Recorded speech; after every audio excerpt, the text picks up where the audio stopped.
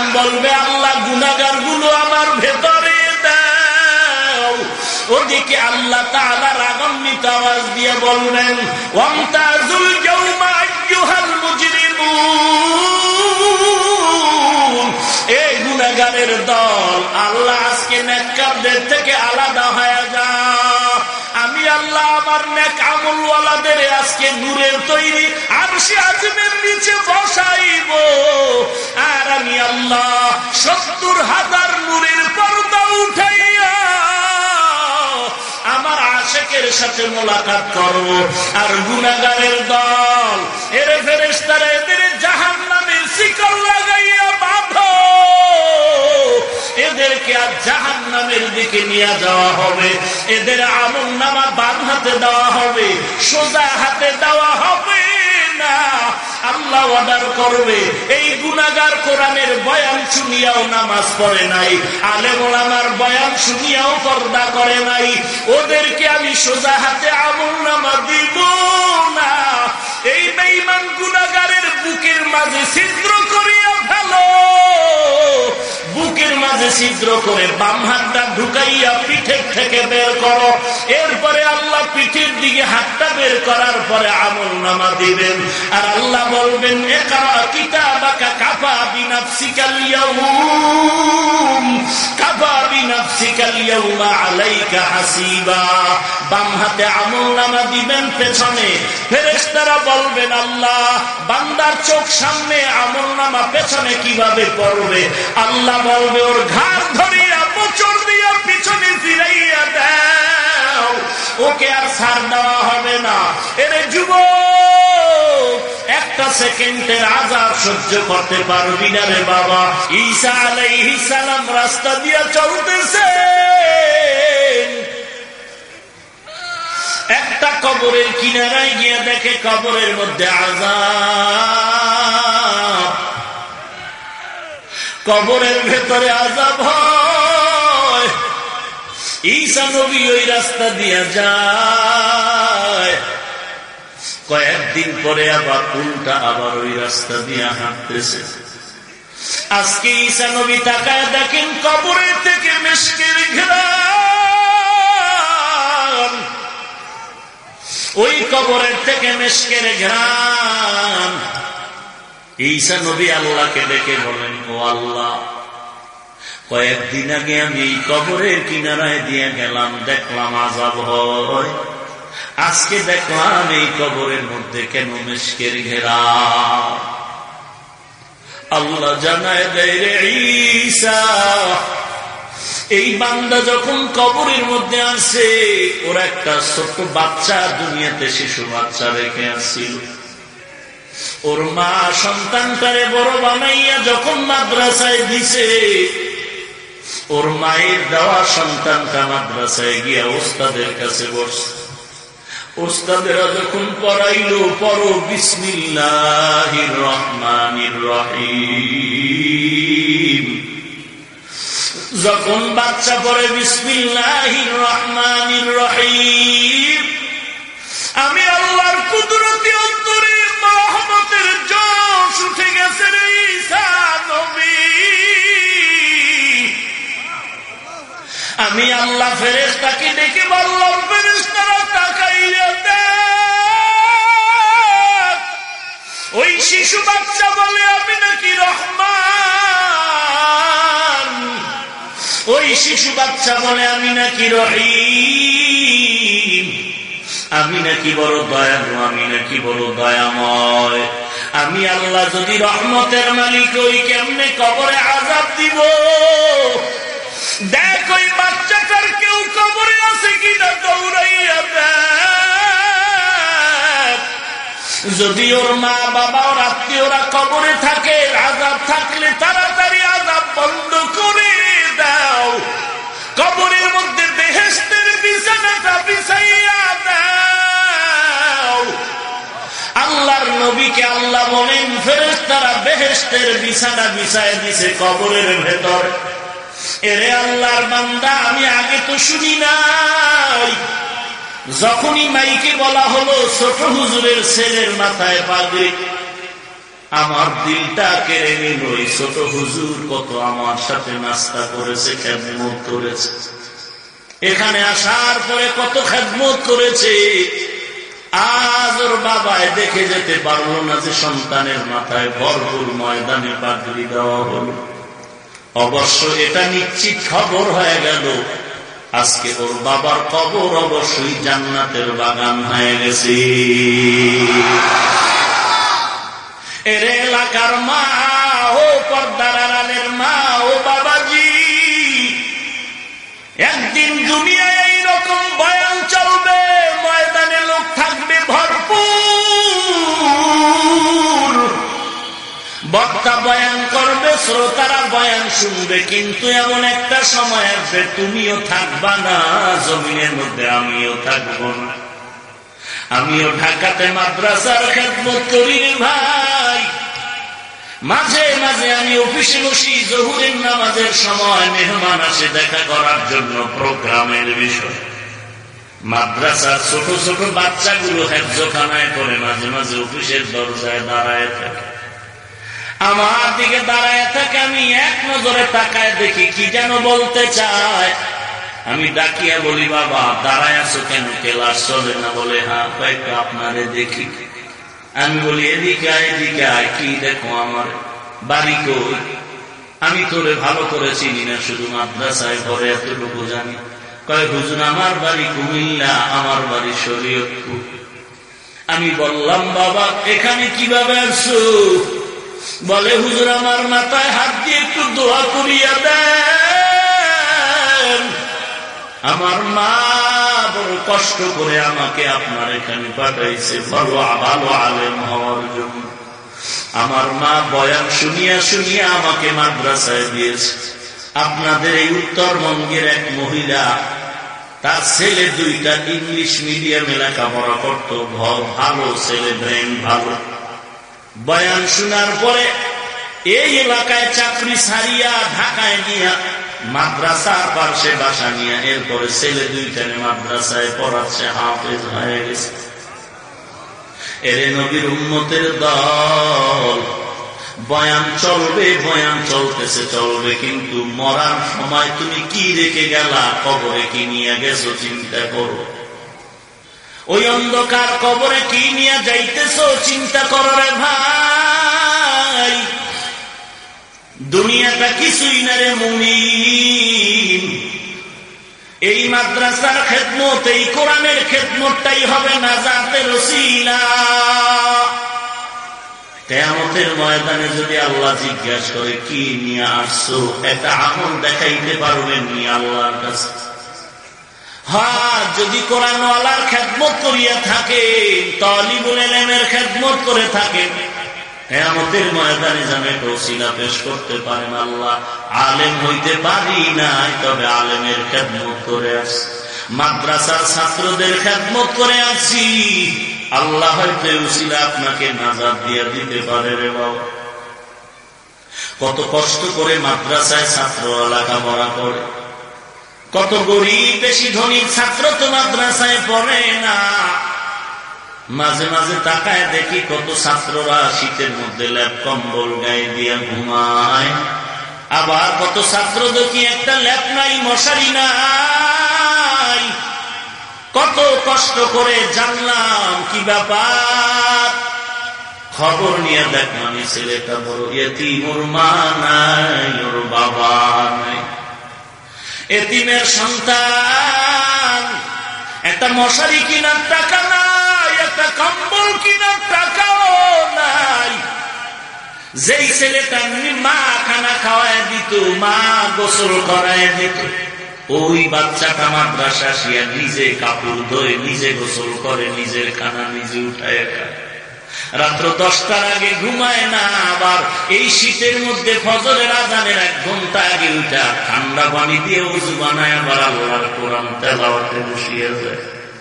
এদের উপরে আমার মাওলার রহমত আসবে না তো কার উপরে মাওলার রহমত আসবে?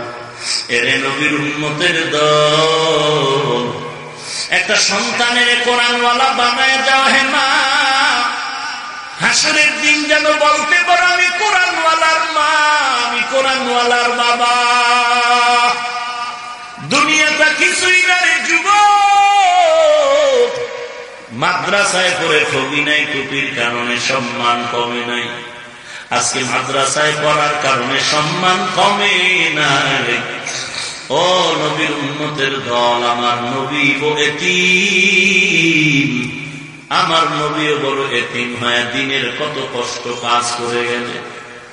আমার নবী একদিন নামাজে রওনা হয়ে গেলেন, ঘর থেকে কিছু দূর গিয়ে দেখে রাস্তার কিনারে একটা ছোট্ট বাচ্চা বসে বসে কান্না করে। মায়ার নবী বাচ্চাটারে দেখে, ভালো কাপড় নাই পরনে, কে তুই, বাড়ি কই? বলে বাড়ি ঘর আমার ভাঙাচুরা, আমি এতিম। মায়ার নবী বাচ্চার হাতটা ধরিয়া উল্টা ঘরের দিকে রওনা হলেন। নবীজি ঘরের দিকে রওনা হয়ে আম্মা জান আয়েশা রাদিয়াল্লাহু আনহাকে বললেন, আয়েশা এই বাচ্চাটাকে তাড়াতাড়ি গোসল করায় দাও, ধুলাবালু গায়ে লাগানো, ভালো কাপড় নাই। নবী বাচ্চাটারে গোসল করাইতে দিয়া নবী অপেক্ষায় বসে থাকলেন। একটা চাদর সিরিয়া দুইটা টুকরা বানাইলেন, একটা টুকরা দিয়া বাচ্চাটারে পরনে দিলেন, আর একটা মাথা দিয়ে ঢেকে দিলেন। বলে চলো এবার আমরা নামাজ পড়তে যাব। এবার বাচ্চাটা আগে আগে যায়। মায়ার নবী ঘর থেকে বের হয়ে কয়, এই বাচ্চাটা দাঁড়ায় থাকো, তুমি হাঁটিয়া যাইবা না, তুমি এতিম, আমি নবীও বড় এতিম। দুনিয়াতে আসিয়া বাবা বলে ডাক দিতে পারি না, মা হারায়া বড় এতিমের মতো হয়ে গেল। আরবের মধ্যে আমার আপন কেউ নাই। নবী বসে গেলেন আর বললেন, ও বাবা তুমি আমার কাঁধের উপরে উঠিয়া বসো, আমি তোমাকে আজ কাঁধের মধ্যে নিয়ে মসজিদে নামাজ পড়তে যাব।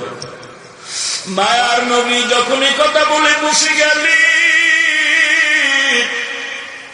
এই বাচ্চা বলে না আমি আপনার মাথা উঠবো না রে নবী। মায়ার নবী বললেন, না না উঠো, এতিমের মর্যাদা কেমন আমি বুঝি, এতিমের মনে কষ্ট কেমন আমি বুঝি। আমার আরবের মানুষরা কষ্ট তো কম দেয় নাই। আমি পেটে পাথর বেঁধে বেঁধে কত কষ্ট করে কালেমার খেদমত করেছে, আমারে কত আঘাত করেছে বেঈমানেরা। আমি নবী মায়ের থেকে একটু আদর নিতে পারি না। বাচ্চাটারে নবী কাঁধের মধ্যে নিয়ে মসজিদে যায়। অন্য অন্য ছেলেরা দেখে আফসোস করে, যা আমার কপাল কত খারাপ, আমরাও যদি এতিম হইতাম রাহমাতুল লিল আলামিনের কাঁধের উপরে উঠার ভাগ্য হতো আমাদের। মায়ার নবী বাচ্চাটারে নিয়ে মসজিদে ঢুকলেন। নামাজের কাতারে রেখে নবী ইমামতিতে গিয়া দাঁড়ালেন। নামাজের সালাম ফিরায়া নামাজ শেষ করলেন। নামাজ শেষ করার পরে নবী মিম্বরে উঠিয়া বসলেন, সাহাবায়ে কেরামদের বয়ান দিবে। বাচ্চাটা মাটিতে বসে গেল। মায়ার নবী আয়েশা বাচ্চার হাতটা ধরিয়া উঠাইয়া বলে, তুমি কেন নিচে বসেছ? আসো তুমি আমার মিম্বরে আমার ডান পার্শ্বে বসো। তুমি নিচে বসবা, আমি উপরে বসবো না। না, এতিম বাচ্চাটারে নবী নিয়া ডান পার্শ্বে বসায় মাথায় হাত বুলায় দিলেন আর বললেন, ও সাহাবায়ে কেরাম, আপনারা হয়তো ভাবতেছেন আমি বাচ্চাটারে এত আদর কেন করি। এই বাচ্চাটা আমার মতো বড় এতিম, আমি মা পাই নাই, বাবা পাই নাই, বাচ্চাটাও মা বাবা হারায়তি। আমি বাচ্চাটারে বড় আদর দিয়া গেলাম, আর উম্মতেরে জানায় দিবেন এই রকম এতিমদের যেন সবাই আদর দেয় আর মাথায় হাত বুলায়া দেয়। আমি নবী তার জন্য দোয়া করে গেলাম, আর যারা মাথায় হাত বুলায় দিবে ওই চুল পরিমাণ সওয়াব আল্লাহ তাআলা আমলনামায় দান করবে। এরে পর্দার আড়ালের মা ও বোনেরা, দুনিয়াটা কিছুই না রে মা। ও কলিজার টুকরা যুবক, দুনিয়াটা কিছুই না। যৌবনের 3 ভাগের 2.5 ভাগ শেষ করছো গুনাহের কাজে। আজকে তুমি এখানে আসছো, ঘর পর্যন্ত যাওয়ার গ্যারান্টি তোমার হাতে নাই। সেদিন এক জায়গায় বয়ানে গেলাম, মুনাজাতে আওয়াজ, একদল বয়ানে আসার সময় অ্যাক্সিডেন্ট হয়ে যুবকেরা মারা গেল। আবার এক জায়গায় শুনলাম বয়ান করে মুনাজাতের পর যাওয়ার সময় মারা গেল। এ যুবক, ঘর পর্যন্ত যাওয়ার গ্যারান্টি নাই। মনে ভাবিস না টুপির কারণে সম্মান কমছে, না না। আমি বলি না তোরা স্কুল মারব, কলেজ ছাড়িয়া মাদ্রাসায় ঢুকে যা, না না। কলেজে আসো, থাকো, স্কুলে পড়ো, পড়ো। তুমি ডাক্তার হও, ইঞ্জিনিয়ার হও, সাংবাদিক হও, তুমি একজন কলামিস্ট হও, একজন বৈজ্ঞানিক হও, দার্শনিক হও, আমার দরকার আছে। বেঈমানের সামনে মুসলমান ডাক্তার হইয়া মোকাবেলা করবি, গর্ব করবি। কিন্তু তোর গর্বটা টিকায় যদি রাখতে চাও, সুনামের সাথে আমার তিনটা কথা তুই মানিয়ে এলো। স্টাম্প দিবি, কলম দিবি, সাইন দিয়ে যাব, আমার তিনটা কথা যদি মানো, তুই ডাক্তার, ডক্টর, ইঞ্জিনিয়ার হলো, তোর জীবন হবে ফুলের মতো জীবন। এক নাম্বার, জীবনে কোনোদিন মোবাইলকে আপন বানাবি না, জীবনে কোনোদিন মোবাইলের আপন বানাবি না। দুই নাম্বারে দুষ্ট বেয়াদব ছেলেদের বন্ধু বানাবি না। তিন নাম্বারে কোন মুরব্বীদের সাথে বেয়াদবি করবি না। স্টাম্প দে, আমি কলম দিয়ে দস্তখত দিয়ে যাই। যদি আমার তিনটা কথা ধরে রাখতে পারো, তুই স্কুল কলেজে পড়েও তোর জীবনটা হবে ফুলের মতো জীবন। এক নাম্বারে মোবাইলের আপন বানাবি না রে যুবক। দুই নাম্বারে বেআমল দুষ্ট বেয়াদব ছেলেদের বন্ধু বানাবি না। তিন নাম্বার, কোন মুরব্বীদের সাথে কখনো বেয়াদবিমূলক আচরণ করবি না। মুরব্বী দেখলে মাথা নত করে দোয়া নিবি, চিনো আর না চিনো দোয়া নিবি। মুরব্বীদের দোয়া বড় কাজে লাগে। তুই স্কুলে পড়ো, কলেজে পড়ো, ডাক্তার হবি, সুনামের সাথে যদি জীবন কাটাতে চাও, দোয়া নিতে থাক। এ যুবক, ডানে বামে তাকায় দেখো, তোমার মতো কত যুবক স্কুল কলেজে পড়ে এক ওয়াক্ত নামাজও বাদ দেয় না, আছে না নাই? কিয়ামতের ময়দানে যদি তাকে তোমার সামনে আল্লাহ দাঁড় করায় বলে, ও পারলো, তুই কেন পারলি না, কি জবাব দিবি রে যুবক? তোমার আমার মতো যুবক র্যাব, আর্মি, পুলিশ, বিডিআরের চাকরি করে নামাজ বাদ দেয় না, তুমি কেন পারো না? তোমার আমার মতো যুবক কোটি টাকার ব্যবসা করে 1 টাকাও হারাম খায় না, অভাব নাই, তুমি কেন পারবা না? তোমার আমার মতো যুবক, কত যুবক ড্রাইভারি করে, কৃষি কাজ করে, শ্রমিকের কাজ করে, নামাজ বাদ দেয় না, তুমি কেন পারবা না? এ যুবক, যদি কেউ বলো হুজুর পায়ে হাত দিলে আমরা আর নামাজ ছাড়বো না, পা দুটো আগায় দে, আমি পায়ে হাত রেখে বলছি, নামাজ বাদ দিস না রে বাবা, নবীরে আর কাঁদাস না রে যুবক। ওই অন্ধকার কবরে তুই জাহান্নামের আগুন সহ্য করতে পারবি না। আল্লাহর কোরআনের কি মিথ্যা মনে করেছ রে যুবক? আমার নবীর হাদিসের তুই কি মিথ্যা মনে করেছ?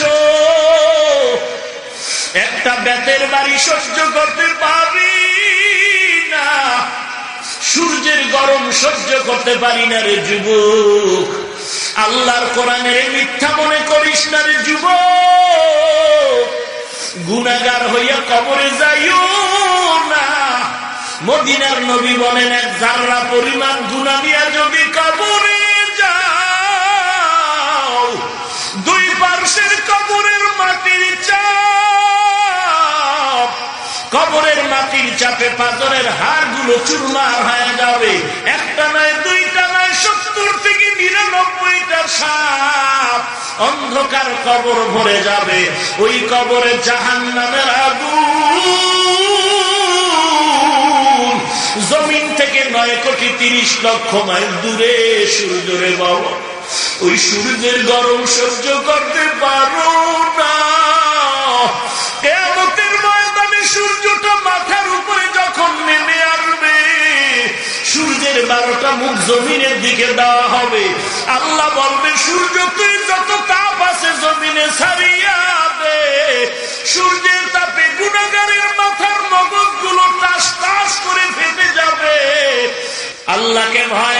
গোলাম, যে যেই পরিমাণ আল্লাহকে ভয় করবে সে সেই পরিমাণ গুনাহ থেকে বেঁচে থাকবে।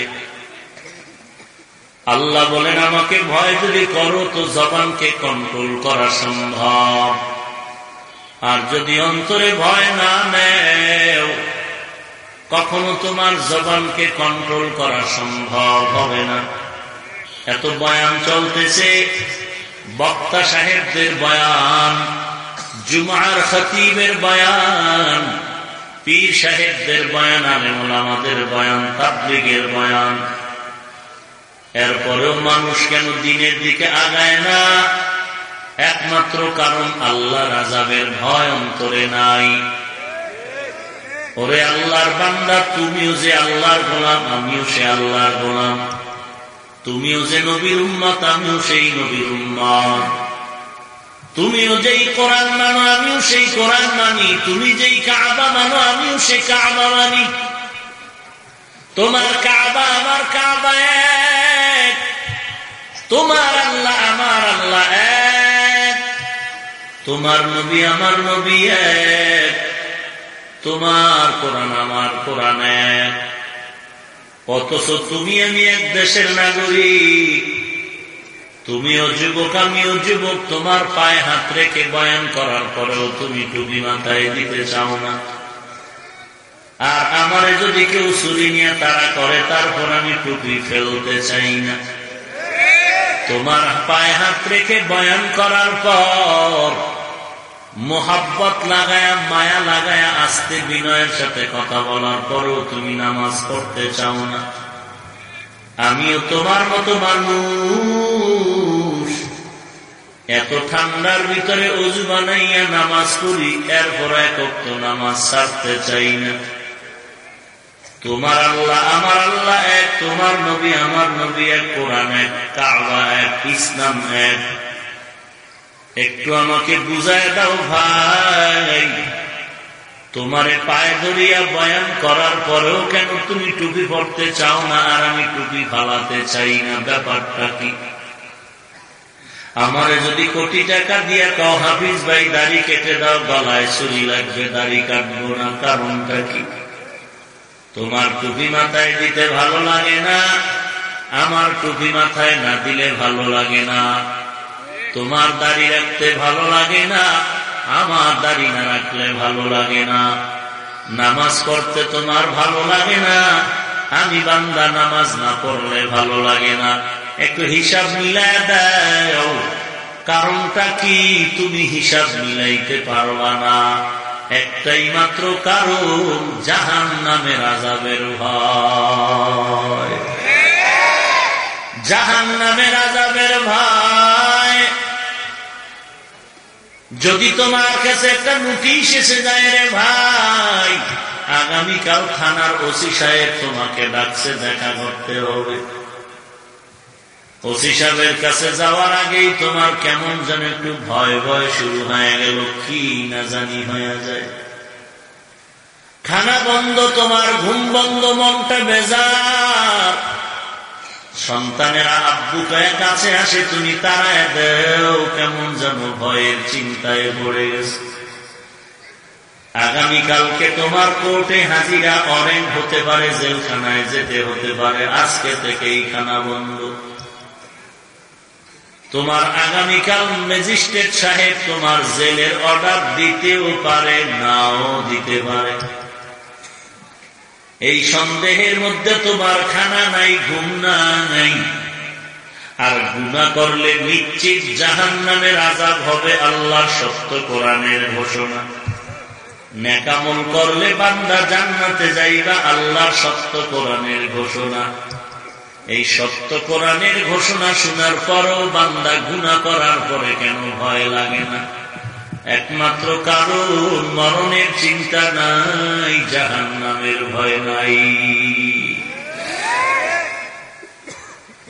আল্লাহ বলেন আমাকে ভয় কর, জবানকে হেফাজত কর। কেমনে জবান হেফাজত করবা?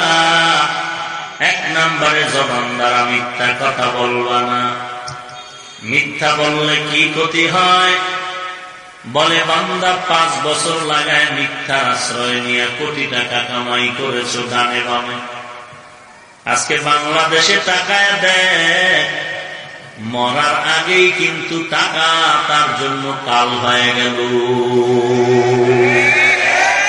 আসতে বলেন কেন? সত্য কথা বলবেন, সিংহের মতো বিড়ালের মতো নয়। ডানে বামে তুমি জুলুম অত্যাচার করে টাকা কামাই করে 10 তলা বিল্ডিং করেছ রে ভাই। বিল্ডিংটা রঙিন হওয়ার আগেই তোমার সামনে রাজুপালারা দাঁড়ায় গেল, চুরমার করে দিল, ভেঙ্গে তোমার জরিমানা জেলখানা। মরার আগেই শাস্তি শুরু হয়ে গেল। আল্লাহর নবী বলেন মিথ্যাবাদীর জন্য ধ্বংস অনিবার্য। আল্লাহ বলেন ওয়াইলুন ইয়াউমাইযিল লিল মুকাদ্দিবিন, ওয়াইলুন ইয়াউমাইযিল লিল মুকাদ্দিবিন, ওয়াইলুন ইয়াউমাইযিল লিল মুকাদ্দিবিন। একবার না বারবার মিথ্যাবাদীর জন্য ওয়াইল নামক জাহান্নাম, মিথ্যাবাদীর জন্য ওয়াইল নামক জাহান্নাম। ওয়াইল নামক জাহান্নাম কেমন ভয়ঙ্কর জাহান্নাম! রাহমাতুল লিল আলামিন সাহাবায়ে কেরামদের নিয়ে বয়ান করতেছে, হঠাৎ করে একটি বিকট আওয়াজ। সাহাবায়ে কেরাম চমকে উঠলে নবীজি বললেন কিসের আওয়াজ জানেন? সাহাবায়ে কেরাম বললেন আল্লাহু ওয়া রাসূলুহু আ'লাম, আল্লাহ এবং তার রাসূল ভালো জানেন। রাহমাতুল লিল আলামিন বললেন 70 বছর আগে একটা পাথর জাহান্নামের দিকে নিক্ষেপ করা হয়েছে। 70 বছর লাগায়া মাত্র জাহান্নামে টাচ করলো, নিচে যাইতেই আছে। 70 বছর লাগায়া মাত্র জাহান্নামের তলায় গেল। এই হলো ওয়াইল নামক জাহান্নাম, বড় মারাত্মক ওয়াইল নামক জাহান্নাম। শুধু মিথ্যা কথা যারা বলবে তাদের জন্য ওয়াইল নামক জাহান্নাম। মিথ্যা কসম যারা খাইব তাদের জন্য ওয়াইল নামক জাহান্নাম। মিথ্যা সাক্ষী যারা দিবে তাদের জন্য ওয়াইল নামক জাহান্নাম। শুধু তাই না, ও ভুয়াপুর এলাকার ব্যবসায়ী বন্ধুগণ, আল্লাহ বলেন ওয়াইল নামক জাহান্নামটা তোমাদের কপালও না জানি হয়ে যায়। ওয়াইলুল লিল মুতাফফিফিন, যারা মাপে ভেজাল করবা তাদের জন্য ওয়াইল নামক জাহান্নাম। ফাওয়াইলুল লিল মুসাল্লিন, যারা মানুষকে দেখানোর জন্য নামাজ পড়বা তাদের জন্য ওয়াইল নামক জাহান্নাম।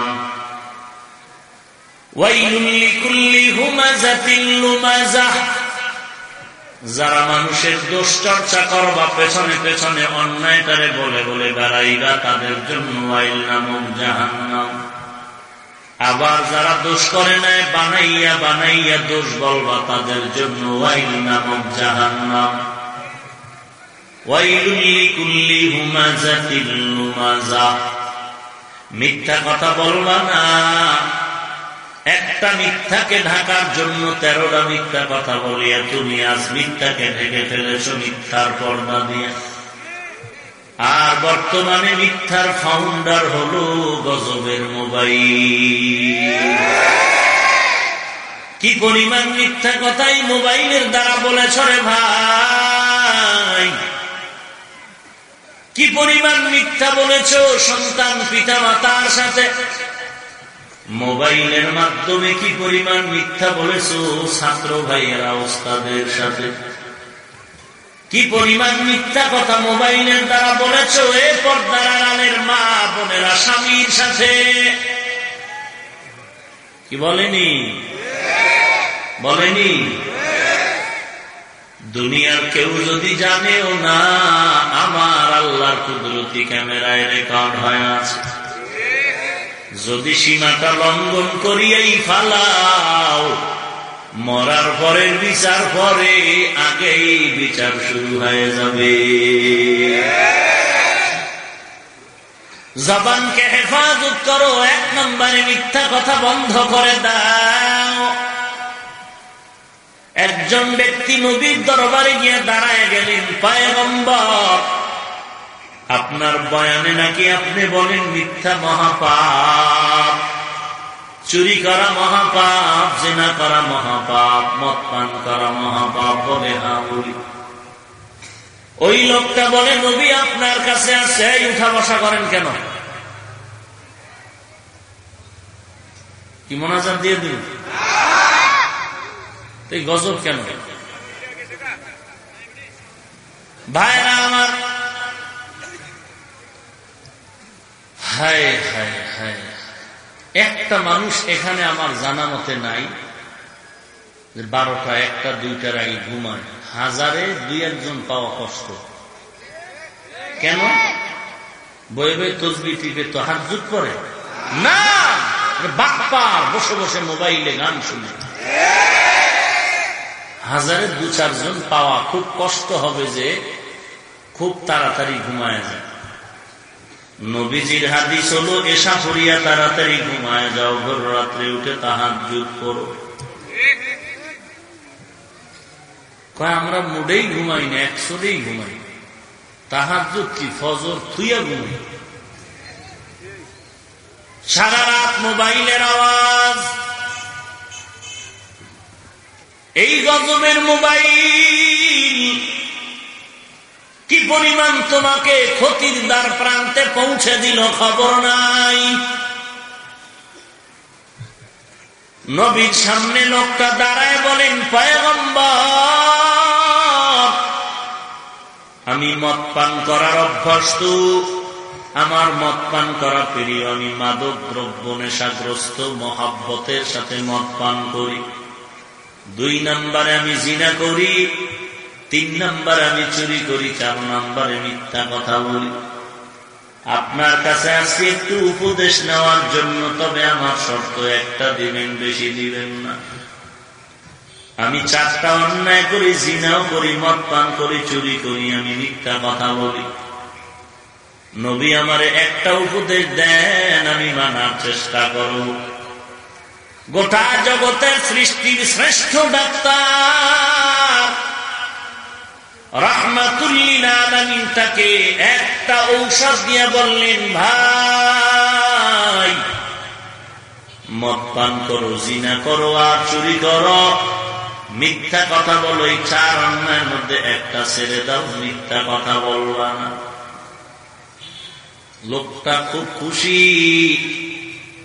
নবী আমারে জিনাও বন্ধ করতে বলে নাই, চুরিও বন্ধ করতে বলে নাই, মদ পান করার জন্য বন্ধ করতে বলে নাই, মিথ্যা বলবো না। ধন্যবাদ। আজকে আমি মজা করে চুরি করব, বরকত হবে, কারণ নবীর আদেশ শুরু হয়ে গেল। মিথ্যা বলা যাবে না, চুরি করলে করলাম, আমার ইচ্ছার উপরে ছেড়ে দিল। বাড়িতে আসার পরে রাতের গভীরে চুরির জন্য যখন পাক্কা নিয়ত নিয়ে বের হয়, হঠাৎ করে দিনের মধ্যে ধাক্কা লাগলো, কালকে সকালবেলা যদি নবীর কাছে বিচার যায়, চুরি হয়েছে আমার ঘরের মাল। নবী তো জানে আমি চুরির অভ্যাস, আমার যদি ডাইকা কানে কানে কয় চুরি করছো, মিথ্যা তো বলতে পারো না। আল্লাহর বান্দা ব্রেক হয়ে দাঁড়ায় গেল না, চুরি করা যাবে না। জিনা করার জন্য যখন রেডি হয়ে গেল, ভয় আসলো যদি নবীর কাছে অভিযোগ যায়, মিথ্যা বলা যাবে না, জিনাও করা বন্ধ করে দিল। শেখ বান্দা যখন মদের বোতল নিয়ে দাঁড়ায় গেল, মদ পান করবে, মদের বোতলটা নিয়ে রেডি, এমন সময় অন্তরে ভয় এসে গেল। রাহমাতুল লিল আলামিন যদি জিজ্ঞাসা করি, এই ফালায় মদ পান কেমন করেছ, আমি মিথ্যা তো বলতে পারবো না। অন্যেরা যদি টের পায়, আমার অন্যায় খবর জেনে যাবে, মদ পান করা বন্ধ হয়ে গেল। এর নাম হলো রাহমাতুল লিল আলামিন। জায়গা মতো একটা ঔষধ দিছে, সাথে সাথে বান্দার সব রোগ নিরাময় হয়ে গেল। এই জন্যই তো মুরব্বী মানা লাগে, ইমাম মানা লাগে। যারা মুরব্বী মানে না, তারা পথহারা হয়ে যায়। মুরব্বী মানিয়াও ঠিক থাকা যায় না, আর না মানলে তো আরো ভেজাল। ঢাকা মালিবাগ মাদ্রাসার এক টপ লেভেলের মুফতি সাহেব, ঢাকা মালিবাগের মুফতি মানি বুলেট, কোরআনের হাফেজ, ঢাকার বড় মসজিদে 10 বছর ইমামতি করলেন, নামাজ পড়ালেন, তারাবি পড়ালেন। ঢাকা বড় ঐতিহ্যবাহী মাদ্রাসা, ঢাকা মালিবাগ মাদ্রাসার মুফতি ছাত্র, দামি ছাত্র, কোরআনের হাফেজ, মুফতিও ভালো। ঢাকার বড় মসজিদে 10 বছর ইমামতি করলো, নামাজ পড়ালো, উম্মতের তারাবি পড়ালো, জুমার বয়ান দিল। আজ ওই বান্দা কোরআন হাদিস কইরা কইরা বলে আল্লাহর এই অন্যায়, আল্লাহ অন্যায় করেছে, নবী এই অন্যায় করেছে। ইউটিউব চ্যানেল খুললে দেখবেন ওই বান্দার কি পরিমাণ নাস্তিকতার কথা। কোরআন পড়ে, সুন্দর তেলাওয়াত, মজা কইরা কোরআন পড়ে, আবার কয় আল্লাহ এই অন্যায় করছে, নবী অন্যায় করেছে, আমি আগে বুঝতে পারি নাই।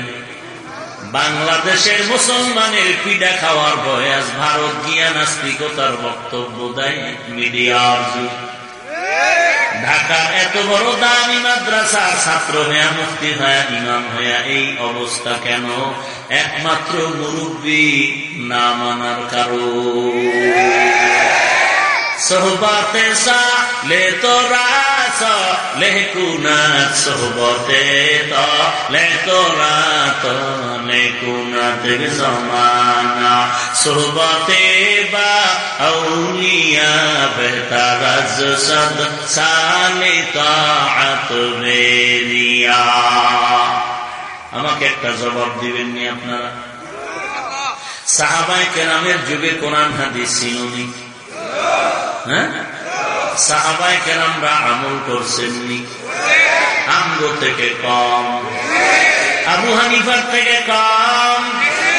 সাহাবায়ে কেরাম যে আমল করছেন, কার থেকে আমল শিখছেন? হয় না কেন? রাহমাতুল লিল আলামিন থেকে আমল দেখে দেখে তারা আমল শিখছেন। সবাই একমত? সবাই একমত? নবীর থেকে সাহাবায়ে কেরাম কেন আমল শিখবেন? কোরআন হাদিস পড়িয়া পড়িয়া তো আমল করা যায়, কেন নবী মানলেন? শুধু তাই না, নবীকে মুরব্বী মেনে, কোরআন হাদিস থাকার পরেও নবীকে মুরব্বী মেনেছেন সাহাবায়ে কেরাম। কোরআন হাদিস হাতে থাকার পরে, বুঝার পরেও, জানার পরেও সাহাবাদেরকে মুরব্বী মেনেছেন তাবেঈনগণ। কোরআন হাদিস থাকার পরেও, জানার পরেও, বুঝার পরেও তাবেঈনদেরকে মুরব্বী মেনেছেন তাবেঈন। তাবেঈনদেরকে কোরআন হাদিস জানার পরেও, শোনার পরেও, বুঝার পরেও উলামায়ে মুতাকাদ্দিমিন তাবেঈনদেরকে মুরব্বী মেনেছেন। এর নবীর উম্মত উলামায়ে মুতাআখিরিনগণ মুতাকাদ্দিমিনদের মুরব্বী মেনেছেন। কোরআন হাদিস থাকার পরেও মুরব্বী মানা লাগবে, না হয় পথ হারা হয়ে যাইবা। আল্লাহ শুধু কিতাব দিয়া মানুষকে যদি পথ দেখাইতেন হতো, তো নবী পাঠাইলেন কেন? এরে নবীর উম্মতের দল যারা বলে আমরা আবু হানিফা মানি না, মুরব্বী মানি না, তারা ভণ্ড। কোন বাপের বেটার বুকের সাহস থাকলে দাঁড়া না। কে সেই ইমামে আজম আবু হানিফা?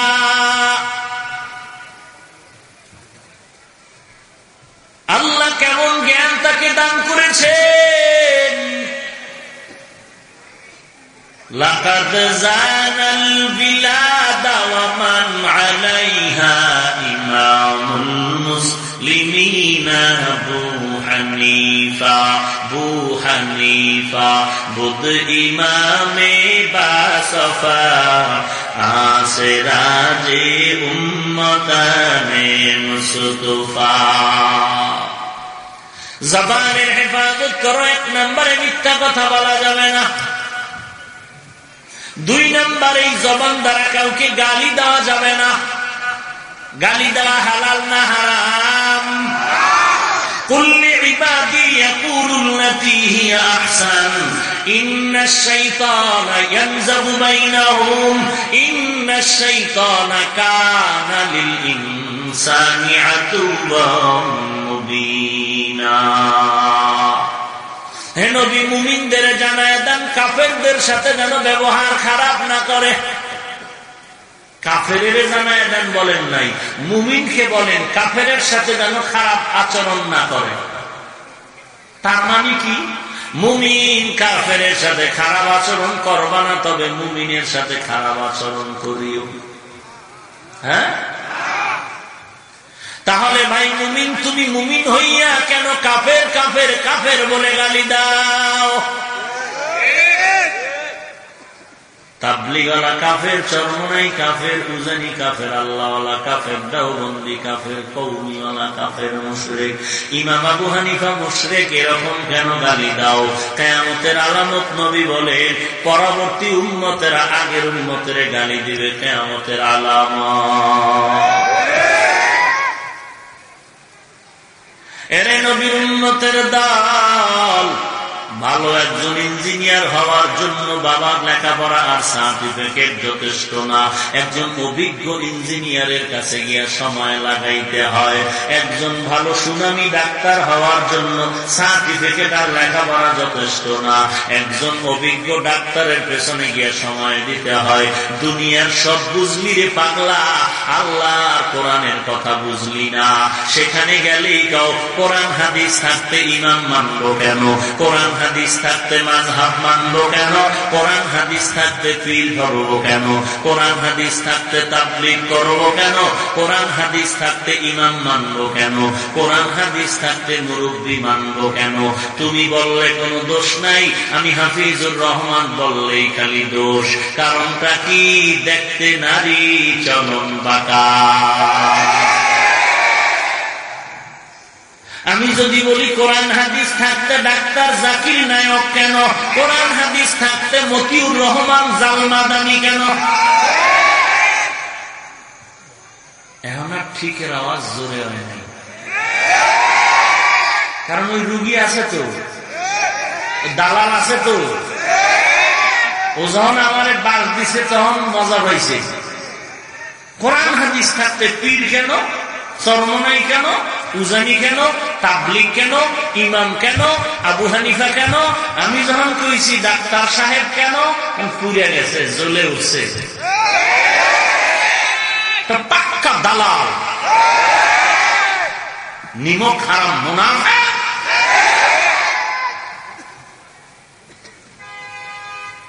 ভাইরা আমার,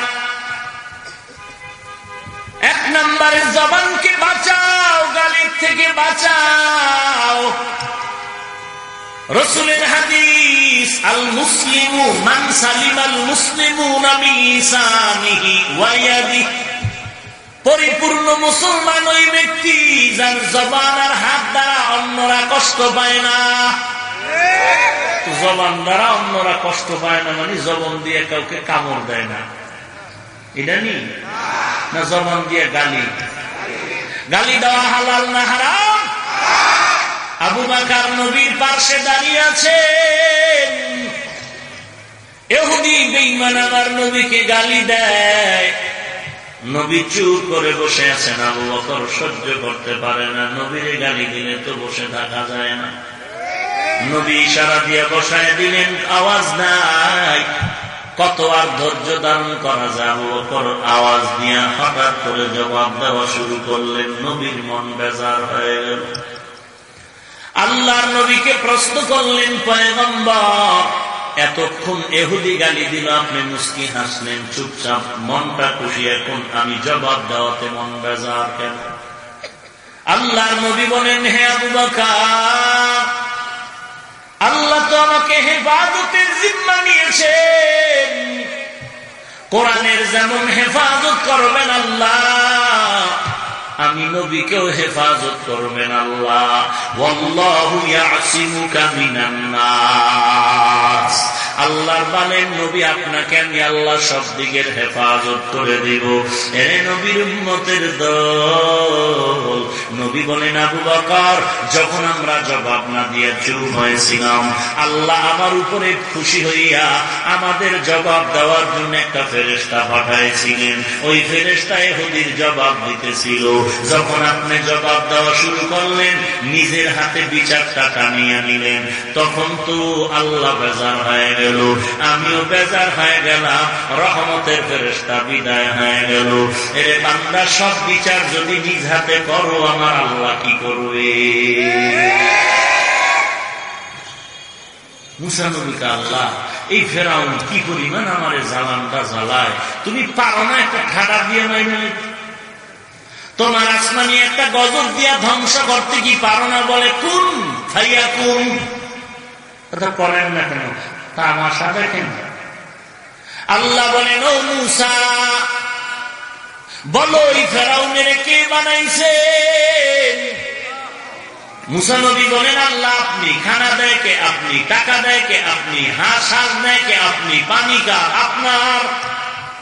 আল্লাহ বলেন, ও মুসা, যেই ফেরাউন বেঈমান, আমার দেওয়া পানি, আমার দেওয়া মাছ, আমার দেওয়া গাছ, আমার দেওয়া নিয়ামত পাওয়ার পর আমি আল্লাহকে গালি দে, ওই বেঈমান তুমি মুসাকে গালি দেওয়া কোনো ব্যাপার না। যেই বান্দা আল্লাহর কোরআনের বিরুদ্ধে কথা কয়, যেই বান্দা নবীর বিরুদ্ধে কথা কয়, যেই বান্দা মাদ্রাসার বিরুদ্ধে কথা কয়, যেই বান্দা কোরআনের বিরুদ্ধে কথা কয়, ওই বান্দা আলেমের গালি দেওয়া কোনো ব্যাপার না। ওই বান্দাই তো কয়, আলেম মানবো কেন, আলেম মানবো কেন, আলেম মানবো কেন?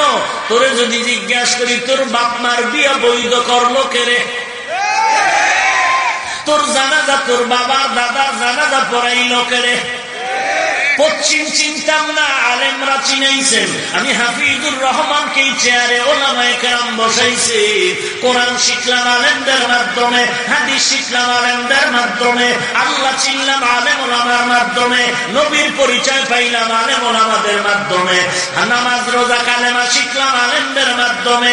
মা বাবা সন্তানকে বড় বানাইলেন, না খাইয়া সন্তানের খাওয়াইলেন, কত কষ্ট করে না ঘুমাইয়া সন্তানের ঘুম পাড়াইলেন।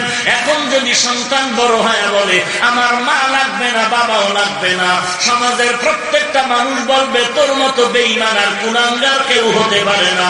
যে আলেম আমাকে আল্লাহ চিনাইলেন, যে আলেমের দ্বারা পশ্চিম চিনলাম, নামাজ শিখলাম, কালেমা শিখলাম, যে আলেমের মাধ্যমে হালাল হারাম চিনলাম, যে আলেমের মাধ্যমে হক না হক চিনলাম, যে আলেমের মাধ্যমে আব্বা আম্মার আদব করা শিখলাম, আজকে যদি কেউ বলে আলেম লাগবে না, লাগবে না, সারা দুনিয়ার মুসলমানের আওয়াজ হলো তোর মতো কুলাঙ্গার বেঈমান কেউ হতে পারে না।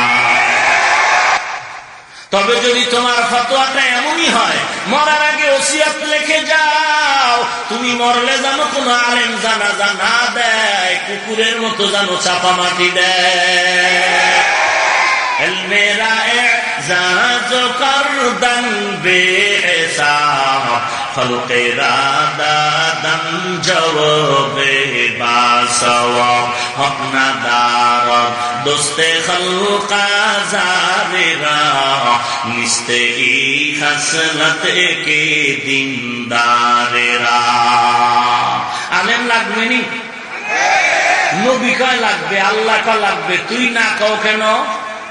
যারা বলে আলেম লাগে না, তারা আল্লাহ মানে না, নবী মানে না, কোরআন মানে না, হাদিস মানে না, আল্লাহর দুশমন, নবীর দুশমন, আলেমদের দুশমন। আল্লাহ কয় লাগবে। আল উলামা ওয়ারাসাতুল আম্বিয়া, নবী বলেন আলেম ওলামা নবীদের ওয়ারিস। আল্লাহ কি বলেন? ইন্নামা ইয়াখশাল্লাহা মিন ইবাদিহিল উলামা,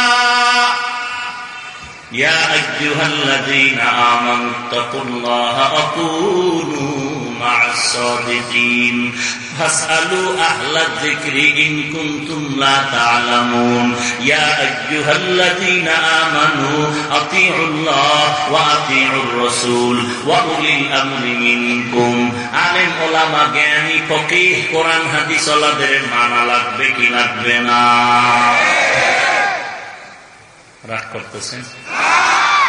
জবানের হেফাজত করো। 1 নম্বরে মিথ্যা বলা যাবে না, 2 নম্বরে গালাগালি করা যাবে যাবে। এই যে বয়ানগুলো করতেছি আর একজনকে, আপনার মধ্যে তো এই দোষ নাই, হ্যাঁ? ঠিক ঠিক যে কোন কি নিজের দিকে তাকায় এখন তো। এরে পর্দার আড়ালের মা, এই ঠান্ডার ভেতরে বয়ান শোনার জন্য এসেছেন রে মা, আপনার কি অন্তরটা চায় না কোন ছেলের বয়ান শোনার জন্য ঘর থেকে এখানে চলে আসছেন? আল্লাহ যদি আপনার এমন একটা সন্তান দিত, আপনার কপাল কি পরিমাণ খুলে যাইত রে মা। এরে আব্বা জান, আপনার কি মনে চায় না এমন একটা আলেমের আব্বা হয়ে কবরে যাবেন? এখানে কোরআনওয়ালা ছেলে সিনার মধ্যে কোরআন 30 পারা ধারণ করেছে, আজ সম্মানের পাগড়ি নিয়ে গেল।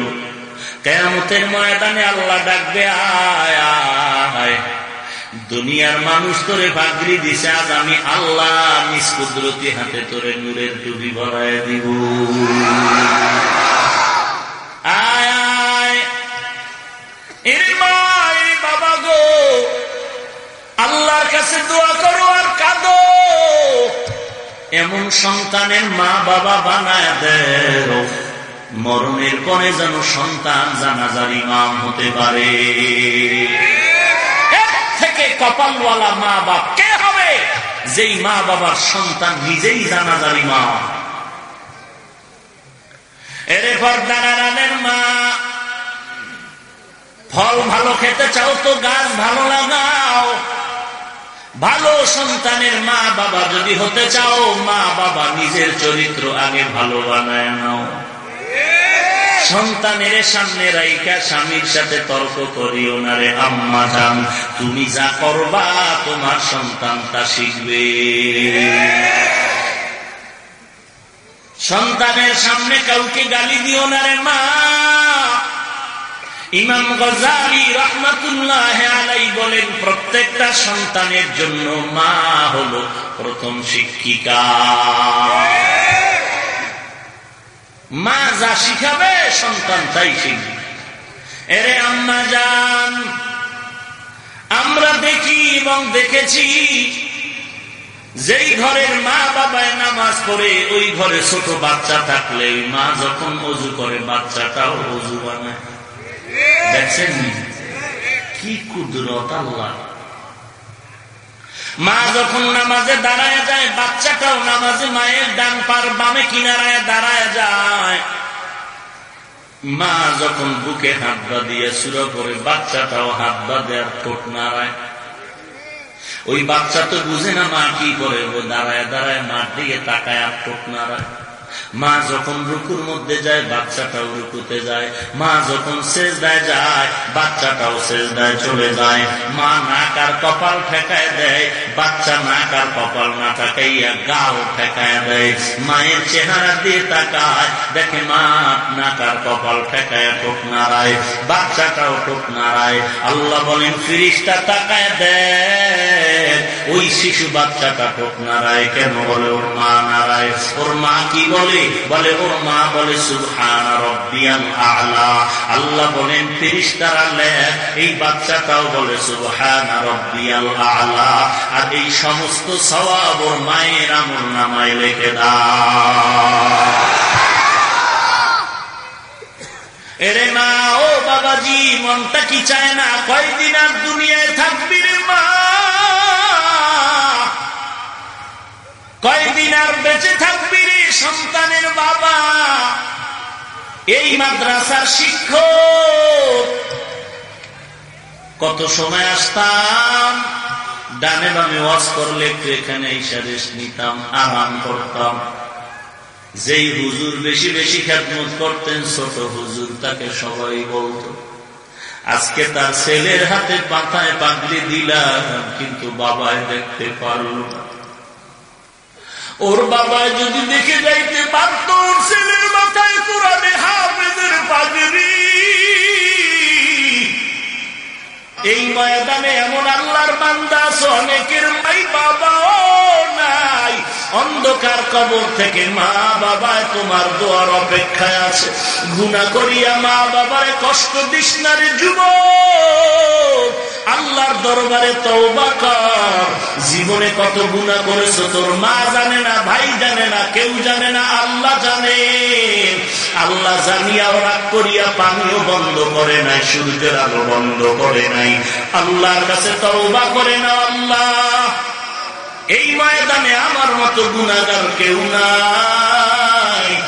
আমি যদি গুনাহ দিয়ে তাকায় দেখি আমার গুনার কারণে হাত না পাক, চোখ না পাক, আমার জিহ্বা না পাক, আমার অন্তর না পাক, আমার পা না পাক, ও আল্লাহ আপনি যদি ক্ষমা না করেন আমার ক্ষমার কোনো উপায় নাই। আজকে এই বৃষ্টি, এই শীতের মধ্যে, কঠিন আবহাওয়ার মধ্যে আল্লাহ দরবারে তওবার নিয়তে মাথাটা নত করে দাও। আজকে যদি মরিয়া যাও এই শীতের মধ্যে, তোমাকে কবরে রেখে সবাই চলে যাবে। ওই বাগানে কবরে একা কেমনে থাকবি রে যুবক? আল্লাহর কাছে তওবা কর।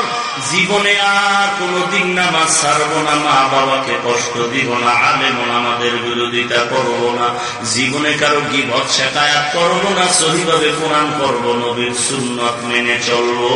গলায় ছুরি আসলে মরে যাব, গুনাহের কাছে আর যাব না। তওবা করার যদি পাক্কা নিয়ত হয়, খাঁটি তওবার নিয়তে দুটো হাত আমার আল্লাহকে দেখায় দাও। আয় আল্লাহ, সবার হাত আপনি কবুল করে নেন। আয় আল্লাহ, আমাদের তওবা কবুল করে নেন। তওবার উপরে মজবুত হয়ে চলার তৌফিক দান করেন। আয় আল্লাহ, তওবার উপরে মজবুত হয়ে চলার তৌফিক দান করেন। গুনাহমুক্ত জিন্দেগি আমাদের দান করেন। আয় আল্লাহ, আমাদের সকলের হাত আপনি দয়ার নজরে কবুল করে নেন। আমিন। আলহামদুলিল্লাহি রাব্বিল আলামিন, والصلاة والسلام على سيد الأنبياء والمرسلين وعلى آله وأصحابه أجمعين يا أرحم الراحمين يا أرحم الراحمين يا أرحم الراحمين رب ارحمهما كما ربياني صغيرا اللهم إنك عفو تحب العفو فاعف عني وغير